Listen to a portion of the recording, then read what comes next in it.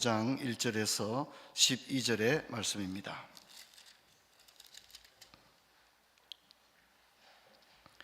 제가 읽겠습니다. 너 인자야, 너는 날카로운 칼을 가져다가 삭도로 삼아 내 머리털과 수염을 깎아서 저울로 달아 나누어두라. 그 성읍을 에워싸는 날이 차거든 너는 트럭 3분의 1을 성읍 안에서 불사르고 3분의 1은 성읍 사방에서 칼로 치고 또 3분의 1은 바람에 흩어라.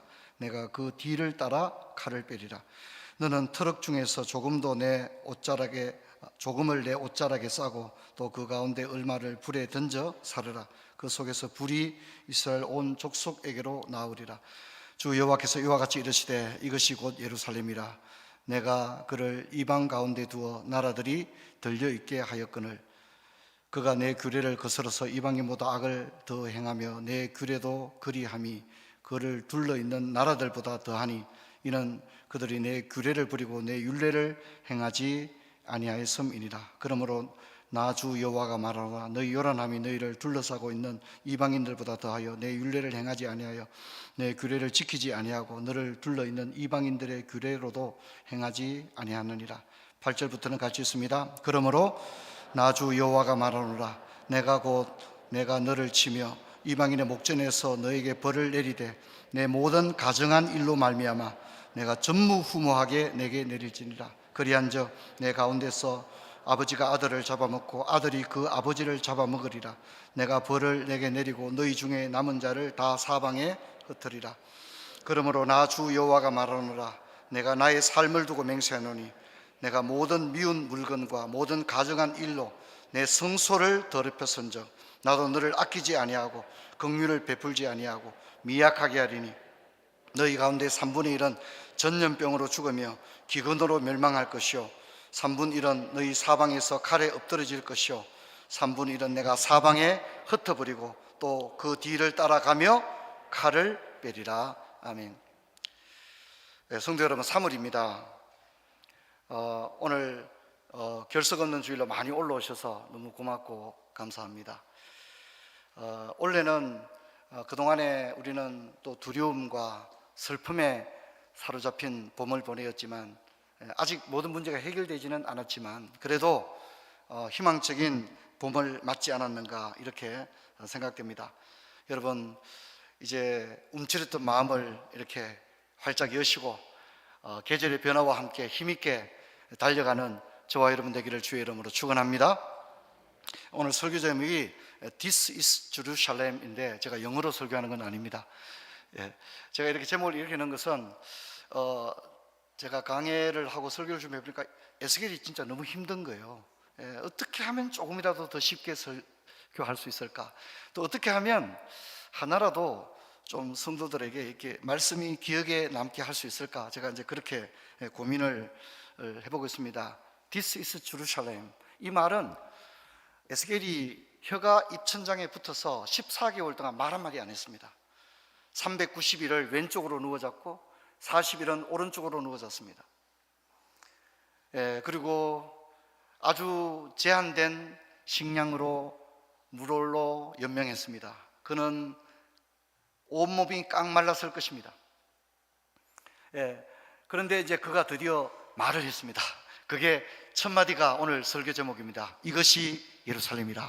이게 14개월 동안 말하지 않은 사람이 드디어 입을 열어서 한 첫 마디가 물 좀 달라 이게 아니었습니다. 물 좀 달라, 지금 몇 시냐 이런 말을 한 게 아니었습니다. 이것이 곧 예루살렘이라 이렇게 말했습니다. 오늘 한번 살펴볼 수 있도록 하겠습니다. 여러분, 하나님은 에스겔을 제사장에서 보직을 바꾸어서 선지자로 이렇게 부르셨는데, 선지자면 이렇게 나가서 외쳐야 되는데 하나님은 에스겔을 어떻게 생각하면 좀 기형적인 그런 선교 선지자 활동을 하게 합니다. 오히려 집에 갇혀버리게 되고 온몸은 결박을 당하게 되고 실어증에 걸려서 말을 하지 못하게 되고 강박증에 걸려서 몸이 마비된 사람처럼 한쪽으로만 누워서 계속해서 잠을 자고 보리떡을 구워 먹는데 소똥에 보리떡을 구워서 먹는 그런 기형적인 모습을 보여주었습니다. 그렇다고 해서 가만히 있는 건 아니었습니다. 토판을 가져다가 그림을 그리는데 예루살렘이 함락되는 그런 참혹한 전쟁의 모습들을 그림을 그리고 있었습니다. 그래서 오늘 우리가 4장에서 5장으로 넘어오는 이 시간차는 4장과 5장 사이에는 14개월이라고 하는 시간차가 있다는 것을 먼저 기억해야 됩니다. 14개월 동안 우리가 지난주에 살펴봤던 그런 일종의 퍼포먼스를 했던 거죠. 그리고 오늘 5장에 전개되는 또 다른 퍼포먼스는 지금까지의 어떤 무언가 퍼포먼스와는 비교할 수 없는, 어쩌면 끔찍한, 어쩌면 역겨운, 그래서 평생 잊지 못하는 그런 모습을 보여주고 있습니다. 칼을 삭도로 삼으라, 그렇게 말합니다.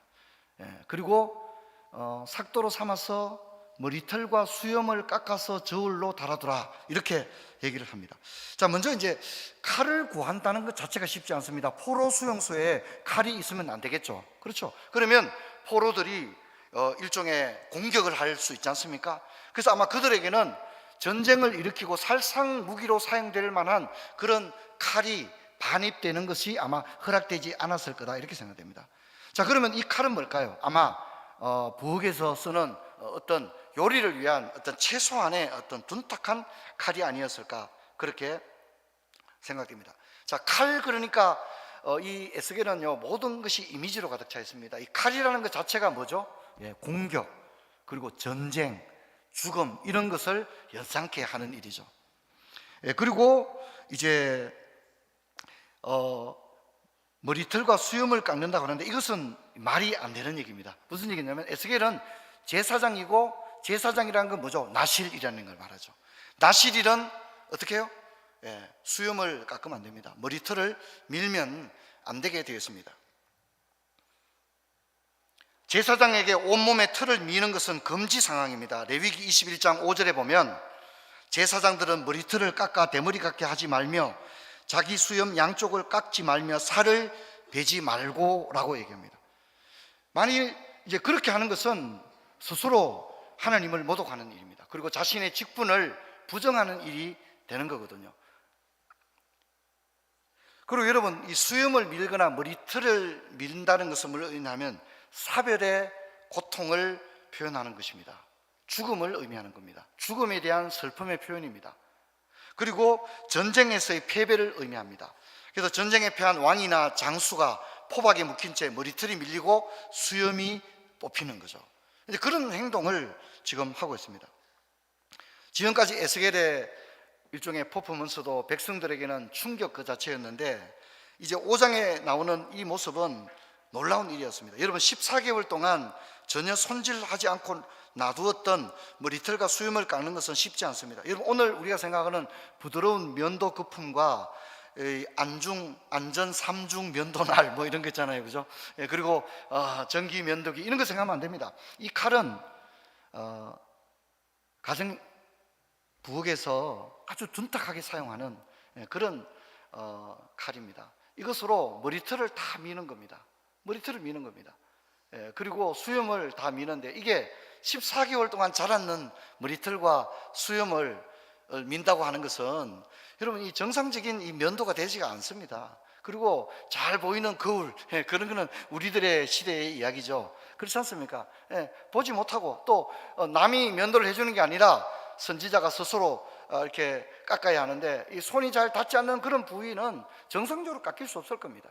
그러니 어떻게 되겠습니까? 살이 베일 수밖에 없는 것입니다. 살이 베었기 때문에 어떻게 됐을까 하면, 여러분, 온 얼굴과 이 살이 베어서 피가 흐르고 그런 모습을 보여주는 겁니다. 저는 이 장면을 지켜보는 에스겔의 아내와 수많은 백성들은 충격 그 자체를 느꼈어요. 지금까지 보여줬던 그런 왼쪽으로 390일을 누워 자고, 이건 아무것도 아닙니다. 지금 오늘 5장에 보여주는 이 퍼포먼스는 사람들에게 소름을 끼치게 하는, 도대체 저 선지자가 말을 하면 쉬울 텐데, 말로 그냥 얘기하면 우리가 회개라도 하고 그렇게 할 텐데, 여호와께서 가라사대 이런 얘기를 하면 좋을 텐데, 지금까지의 어떤 퍼포먼스도 상당히 충격적이었지만 이 5장에 들어서 보여주는 이 에스겔의 모습은요, 지켜보는 백성들은 소름이 끼칠 정도로 도대체 저게 뭘 의미하는 거냐, 충격 그 자체로 몰고 갔다는 겁니다. 또한 이어지는 말씀을 보면 이렇게 머리털과 수염을 깎을 때 그의 아내는 잘려나간 머리털과 수염을 모아 저울에 달았습니다. 저울에 달아라고 말합니다. 여러분, 저울이라는 이미지도 뭐죠? 심판, 이런 의미를 가지고 있잖아요, 그죠? 저울이라는 이미지, 칼이라는 이미지, 이런 것들이 다 심판을 효과적으로 상징해 주고 있습니다. 머리털을, 떨어져 나가는 머리털을 모아서 저울에 달아서 3등분을 하는 겁니다. 그래서 3분의 1은 성읍 안에서 불살라 버립니다. 여러분, 머리털과 수염은 불살라졌습니다. 여러분, 머리털이 불타는 냄새는 역겨움 그 자체였을 것입니다. 사람들이 결코 선호하는 냄새가 아니었습니다. 성이 포위되고 전쟁에서 죽어나가는 끔찍한 모습을 인간이 감각할 수 있는 모든 감각을 다 동원해서 강렬한 메시지를 하나님은 전하고 있는 것입니다. 또 성읍에서 머리털을 또 뿌립니다. 뿌리고는, 머리털을 뿌리고 난 다음에는 머리털을 칼로 다 치는 겁니다. 머리털을 3분의 1은 성읍에서 불태워버리고 3분의 1의 머리털은 성읍의 사방에서 칼로 치는 겁니다. 머리털을 찌르고 베고 치고 때리는 것입니다.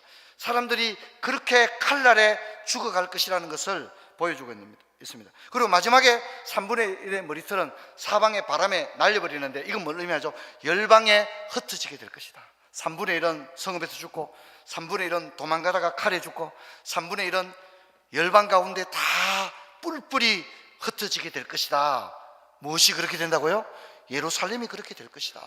이렇게 지금 설명을 하고 있습니다. 그리고 아직 끝난 게 아닙니다. 5장의 설명을 보면 에스겔은 이제 다 머리털과 수염을 깎은 다음에 저울 곁에 돌아와서 떨어진 몇 가닥 안 되는 털을 모읍니다.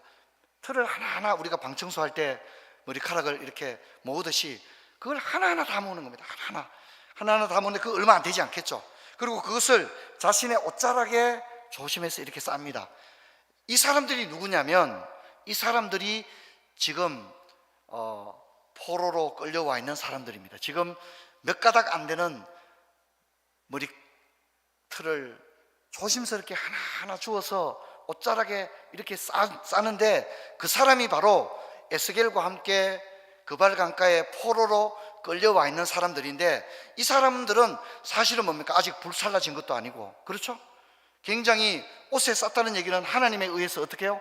보호를 받고 있는, 어쩌면 좀 특별한 일종의 은혜를 입은 그런 사람들이라는 겁니다. 그런데 이렇게 옷자락에 얼마 되지 않은 이 머리털을 이렇게 조심스럽게 싸가지고는 그걸 그냥 계속 보관하고 있는 게 아니라 그 중에 머리카락 몇 개를 빼서, 그 머리카락 몇 개를 빼서 어떻게 합니까? 불 속에 다시 던져버린다는 겁니다. 그럼 무슨 얘기죠? 지금 이 에스겔과 함께 포로 수용소에 있는 수많은 그 이스라엘 백성들 가운데는 진짜 이제 예루살렘으로부터 포로로 끌려와서 있었지만 하나님이 지금까지 보호해주고 있었다는 겁니다. 근데 그들 중에도 여전히 정신을 차리지 못하고, 여전히 깨닫지 못하고, 하나님께 반역하고 하나님의 뜻을 거슬리고, 그런 사람들이 그 중에도 있을 거라는 거예요. 에스겔이 지금 설교하는 회중들을 지금 얘기하는 겁니다. 에스겔이 설교를 듣고 있는 이 회중들, 에스겔의 무언극을 보고 있는 이 회중들은 어쩌면 하나님에 의해서 특별한 보호를, 포로의 신분이지만 보호를 받고 있는데, 그들 중에도 반역하는 자들이 있고 여호와를 거스린 자들이 있게 될 것을 그 중에 머리털 몇 개를 뽑아서 다시 불태우는 것으로 보여주고 있는 것입니다. 그리고 드디어 혀가 입천장에 붙었던 선지자의 입이 열리게 됩니다. 이게 5절입니다. 주 여호와께서 이와 같이 이르시되, 이제 드디어 14개월 동안 실어증에 걸렸던 선지자의 입이 열렸습니다. 이것이 곧 예루살렘이다. 예루살렘의 운명이 이렇게 될 것이다. 그렇게 이야기하는 겁니다. 1년 동안 사용하지 않아서 약해지고 침이 말라 거친 바람 소리 같은 그런 말이 들렸습니다. 이것이 곧 예루살렘이다. 이것이 바로 파수꾼의 말이었습니다. 짧은 한마디 말이었습니다. 그러나 1년 이상 그가 기인처럼 기행의 모습을 통해 보여준 퍼포먼스의 메시지를 종합하는 가장 묵직한 모습이었습니다. 그리고 1년 만에 입이 열리고 터져나온 에스겔의 대언의 말씀은 회중들 가운데 침묵 가운데 강렬하게 들렸습니다. 이제 이어지는 말씀은 이제 하나님의 말씀을 퍼포먼스가 아닌 말로서 선지자가 대언하는데 우리 살펴보도록 하겠습니다. 첫째는 내 규례를 거슬려 이방인보다 더 악을 행하였다. 그래서 이방인들의 목전에서 너에게 벌을 내릴 것이다. 그렇게 하나님의 지적의 첫 번째는 말씀을 거역했다는 겁니다. 하나님의 말씀을 무시하고 살았는데 하나님의 말씀을 무시한 정도가 아니라 하나님의 말씀을 무시한 형편이 이방인들보다 더 악랄했다. 하나님을 알지 못하는 사람보다 더 형편없고 악했다. 이렇게 얘기하는 겁니다. 하나님의 말씀을 알고 있는데 그것을 거슬리고, 그래도 하나님의 말씀을 알고 있다면 일말의 양심이 있기 때문에 그래도 이방인들보다는 나아야 되지 않겠습니까? 그런데 지금 이스라엘의 모습은 하나님의 말씀을 거역했을 뿐만 아니라 이방인들보다, 우리 식으로 말하면 불신자들보다 더 악하다는 것입니다. 이것이 주님의 판단입니다. 주님의 평가입니다. 얼마나 두렵습니까? 저는 이 말씀이 굉장히 두렵게 느껴집니다. 여러분, 우리가 디모데후서 3장 1절로 5절 말씀 우리 같이 한번 읽어볼 텐데, 이 말씀을 읽으면서 이게 남의 얘기다 이렇게 생각하지 마시고 우리 자신과 우리 시대를 생각하면서 우리 같이 한번 소리내서 읽겠습니다. 시작. 너는 이것을 알라. 말세에 고통하는 때가 이르러 사람들이 자기를 사랑하며 돈을 사랑하며 교만하며 비방하며 부모를 거역하며 감사하지 아니하며 거룩하지 아니하며 무정하며 원통함을 풀지 아니하며 모함하며 절제하지 못하며 사나우며 선한 것을 좋아하지 아니하며 배신하며 조급하며 자만하며 쾌락을 더 사랑하기를 하나님 사랑하는 보다 더하며 경건의 모양은 있으나 경건의 능력은 부인하는 자니 이 같은 자들에게서 내가 돌아서라. 그렇게 얘기하고 있습니다. 사도가 디모데에게 이야기했던 이 말세의 모습이 우리와 무관하다, 우리는 그렇게 이야기할 수가 없을 것입니다. 여러분, 우리와 너무 닮아 있습니다. 하나님은 이런 우리를 징계를 통하여 회개할 기회를 주시지만 우리는 마음이 여전히 강팍하여서 회개하지 않습니다. 여러분, 아시는 분도 계시겠지만 미국 켄터키주 에즈버리 대학에 지금 학생들이 채플 시간에 다 그냥 채플 반대하고 채플 참여 안 하겠다는 사람들도 많은데 자발적으로 올라와서 채플 30분만 하고 집에 돌아가는 게 아니라 계속해서 수업이 없는 학생들은 계속해서 무릎을 꿇고 회개하는데 24시간 일주일 계속해서 그 회개 운동이 이어지고 에즈베리 대학 근처의 중고등학교와 다른 타 대학에까지 이 부흥 운동이 이어지는 것들을 요즘 우리가 뉴스를 통해서 듣고 있습니다. 여러분, 저는 오늘 여러분에게 도전하기 원합니다. 여러분, 우리의 비참함을, 하나님 없이는 살아갈 수 없음을 자각한다면 여러분, 은혜의 보좌 앞으로 나오기를 주의 이름으로 축원합니다. 여러분, 두 번째는 가정한 일로 내 성소를 더럽혔다, 이렇게 말하고 있습니다. 그래서 이번에는 더 큰 벌을 줍니다. 이방인들 앞에서 벌을 내린다고 했는데 이번에는 이 가정한 일로 내 성소를 더럽혔다는 것에 대해서는 더 가혹한 형벌을 주는데, 아버지가 아들을 잡아먹고 아들이 아버지를 잡아먹게 될 것이다, 그렇게 얘기합니다. 더 강한 벌을 주고 있는 거죠. 또 전염병과 기근과 칼에 죽을 것이다, 그렇게 이야기를 합니다. 그러면 가정한 일로 내 성소를 더럽히다, 이게 무슨 뜻일까요? 여러분, 일단 우리가 성경에 가정하다는 말은 거의 열이면 열, 우상 숭배를 설명할 때 가정하다는 단어를 씁니다. 가정하다는 얘기는 뭡니까? 우상 숭배를 의미하는 겁니다. 여러분, 9절과 11절에 두 번에 걸쳐서 가정하다는 말이 나옵니다. 여러분, 이스라엘의 멸망한 이유, 북이스라엘이 아수르에 멸망하고 남유다가 바벨론에 멸망한 이유가 뭡니까? 여러분, 그 이유를, 1차적인 이유를 이야기한다 그러면 그것은 바로 우상 숭배 때문입니다. 여러분, 이스라엘의 우상 숭배는 구약 성경 전체에서 가장 많이 등장하는 주제입니다. 우상 숭배는 이미 예견되었습니다. 그래서 신명기를 보면 모세가 가장 강조한 게 우상 숭배 경고하는 것을 볼 수 있습니다. 여러분, 우상 숭배는요, 하루아침에 시작되지 않습니다. 잘 들어야 됩니다. 오늘 우상 숭배는 갑자기 시작되지 않습니다. 서서히 시작된다는 특징이 있습니다. 그래서 이스라엘도 처음부터 우상숭배한 게 아닙니다. 이스라엘이 우상숭배를 시작하게 된 것은 이방인과 통혼을 하면서부터 시작됐다는 걸 기억해야 됩니다. 이방인들과 통혼하기 시작했다는, 불신자들과 결혼하기 시작했다는 겁니다. 하나님을 알지 못하는 며느리를 데려오고 하나님을 알지 못하는 집과 사돈을 맺게 되었다는 겁니다. 그러면서 이방의 문화가 들어왔습니다. 이방의 신이 들어왔습니다. 이방의 가정한 것들이 서서히 이스라엘 속으로 들어오게 됐습니다. 그리고 여호와와 이방신을 겸하여 섬기는 것이 되었는데, 이것이 너무나도 가정한 일이 되고 말았습니다. 그런데 여러분, 우리는 어떻습니까? 우리와 이건 무관합니까? 아닙니다. 우리도 문을 열고 나가면, 스마트폰을 켜면 다 이방의 가정한 문화입니다.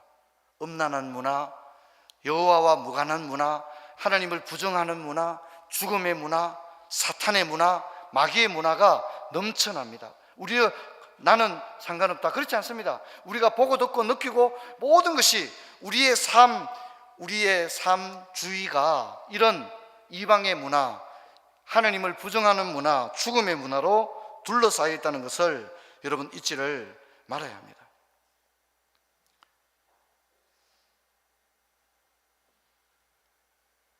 사랑하는 성도 여러분, 우리가 열심을 혹 내지 못한다 할지라도 본분은 지켜야 될 줄로 믿습니다. 아멘 합시다. 할렐루야. 제가 여러분에게 더 열심히 하기를 바라지는 않습니다. 저는 여러분들이 본분은 그래도 지켜야 되지 않느냐, 그런 생각을 합니다. 더 잘하지는 못하셔도 본분마저도 버리면 그 다음에 우리에게 남은 게 뭐가 있습니까? 본분. 주님이 주신 은혜가 많은데 본분마저도 저버린다면, 본분이 뭐죠? 인생의 제일 되는 목적은 하나님을 영화롭게 하고 그를 영원토록 즐거워하는 것인 줄로 믿습니다. 예배입니다.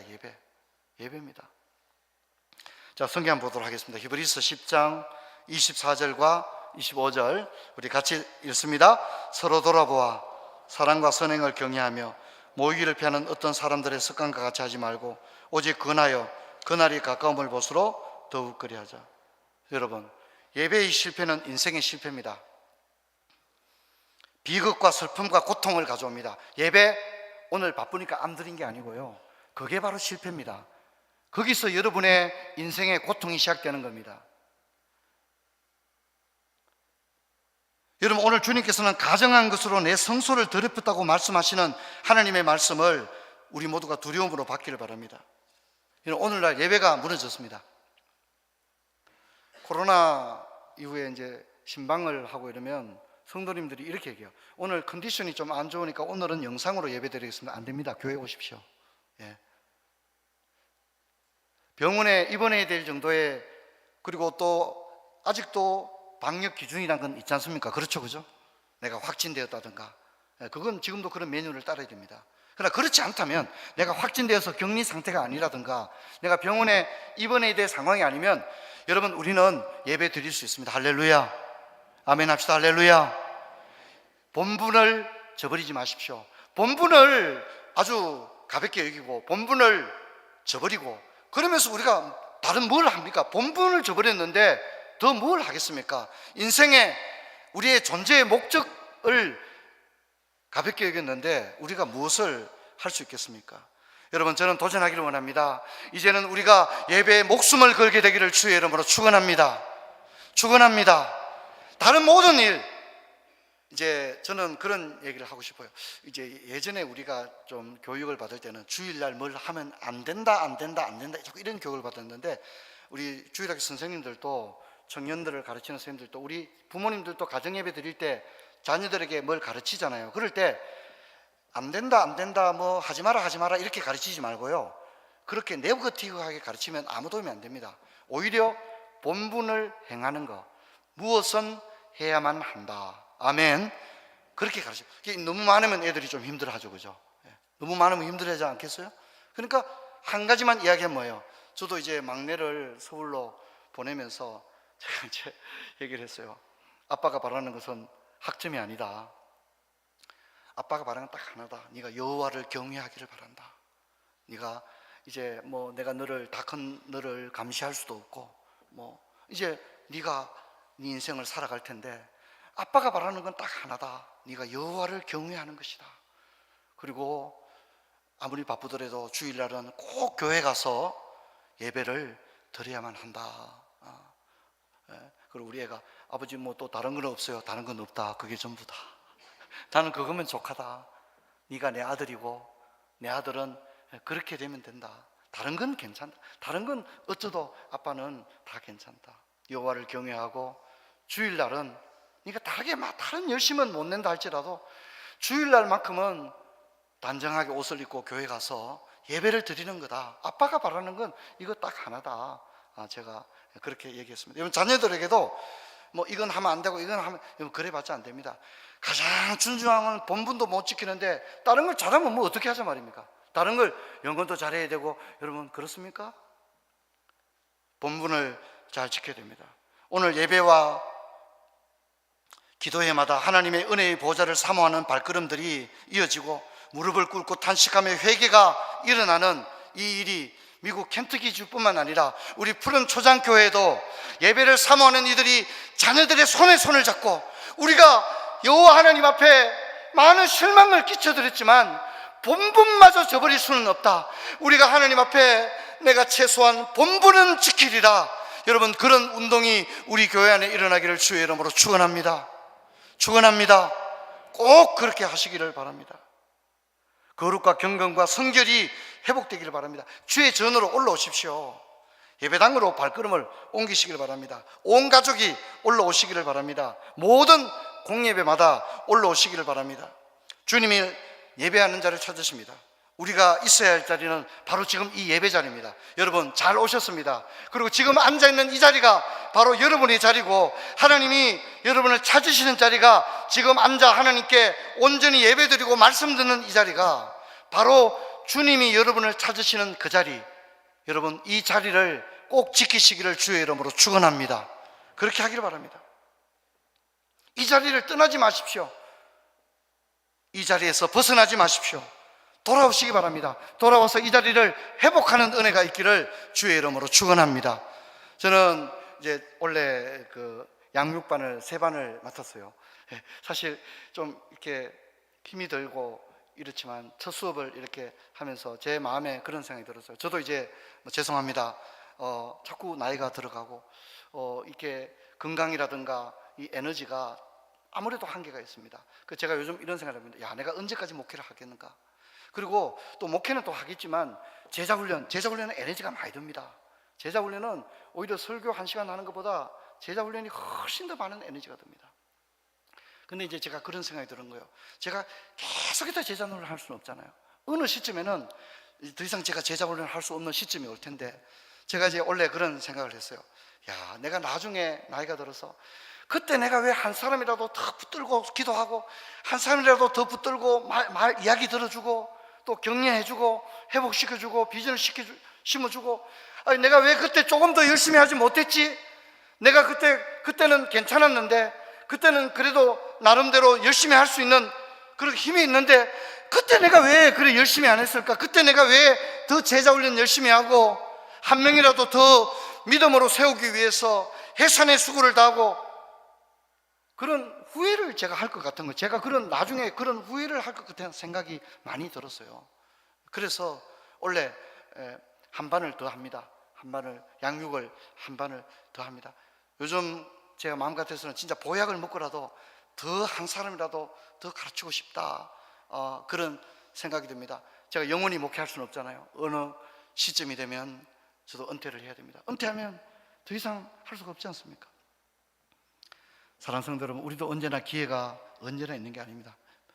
나중에 하면 되지, 그렇지 않습니다. 여러분 지금이 좋은 때인 줄 믿습니다. 특별히 올 한 해 결단하시길 바랍니다.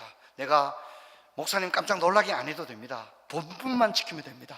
여러분 특별히 주일날은 온 가족이 올라와서 예배드리고, 가정에 돌아가서는 함께 가정예배 드리시고, 그렇게 우리 교회가 단단한 교회로 세워져 나가는 그런 복된 역사 있기를 주의 이름으로 축원합니다. 자리에서 일어나겠습니다. 하나님 아버지 감사합니다. 오늘 에스겔의 5장의 모습은 너무 충격적인 모습입니다. 아버지 하나님, 자신 스스로가 제사장이면서 제사장의 검령 가운데 하나인 머리털과 수염을 둔탁한 칼로 밀면서 아버지 하나님, 그 머리털을 불살라버리는 이 충격적인 장면을 보면서 그 입이 열리고 이것이 예루살렘이라고 말하는 장면을 봅니다.